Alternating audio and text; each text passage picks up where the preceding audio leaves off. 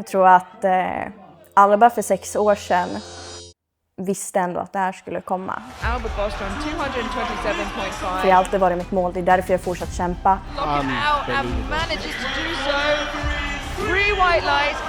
Från tonåren så hade jag kämpat både med ätstörningar med mycket andra trauma, haft det tufft när jag växte upp, mycket psykisk ohälsa i familjen. Men när jag gjorde den här tävlingen så fick jag den glädjen. And she is fighting left arm, right arm once again. Jag gillar att tänka att min bästa superkraft egentligen är att jag är inte speciell, jag är inte den bästa genetiken tror jag är inte världens talang, men jag har bara fortsatt kämpa år efter år. What a bright future Alba has.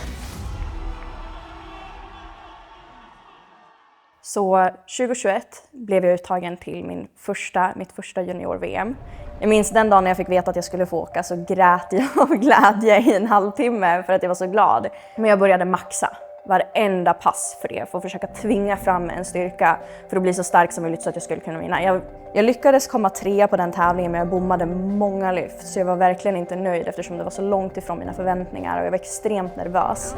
2023 kom, då visste jag att det fanns en chans att vinna. Men att det var tuff konkurrens mot en tjej som jag vann över 2022 för hon kom 3. Så den här tävlingen så blev det också lite att jag tänkte kanske att jag ville vinna. Men jag försökte ändå skydda mig genom att tänka att jag är okej om jag kommer 2. Jag förlorade med 2 kilo och föll ihop och grät bakom när jag såg att min konkurrens klarade sitt sista marklyft. Vilket gjorde jätteont. Så 2024 så bestämde jag och min coach oss för att göra en liten förändring. Som jag sa tidigare så var jag ganska rädd tidigare för konkurrens. Och jag ska vara ärlig och säga att när jag fick veta att jag kunde få åka på 2024 senior-VM tänkte jag först att jag inte kommer göra det. För att jag tänkte att om det inte finns en 100% chans att jag vinner så vill jag inte göra tävlingen. Men jag pratade med min coach och insåg att det här är ju bara jag som försöker fortfarande att skydda mig själv. Och bestämde mig för att jag tänker göra den här tävlingen bara för att vara bekväm med att vara obekväm. Jag blev dock tyvärr nästan så bekväm att jag kanske till och med underestimerade min konkurrens och gick lite för lätt i vissa lyft så att jag behövde dra för mycket mitt sista, vilket gjorde att jag kom 4.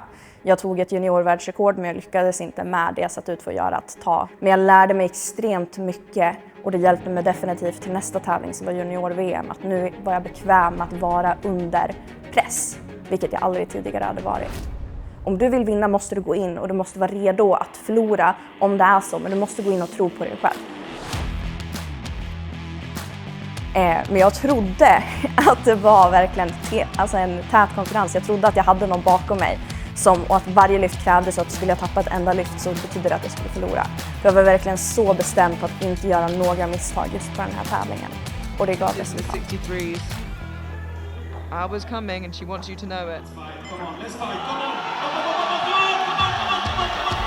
She is fighting to lock it out. 3 white lights. Alba Bostrom is coming and she's fighting from the juniors. Jag gjorde 554 kilo i totalen på junior-VM. Och det var bara 3 kilo ifrån senior-VM. And your new junior world champion, Alba Bostrom, with a mammoth total. That is, I just haven't got the words. Efter att ha kämpat för att försöka vinna det i 6 år så var det som att äntligen har jag faktiskt lyckats. Det känns helt fantastiskt att vara med på Sheffield.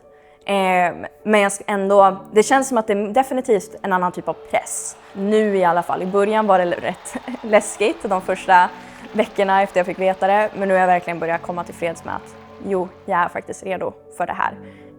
Och att det här året har gett mig den erfarenhet jag behöver för att kunna göra den här tävlingen. Men jag tror definitivt att Alba för 6 år sedan skulle vara väldigt stolt och tårögd och glad över att det faktiskt har hänt, att du har faktiskt gjort det. Jag tror inte att du behöver vara världens mest speciella, världens mest talangfulla för att kunna lyckas nå dina mål. Du behöver bara ge ditt allt och aldrig sluta försöka utan bara fortsätta kämpa.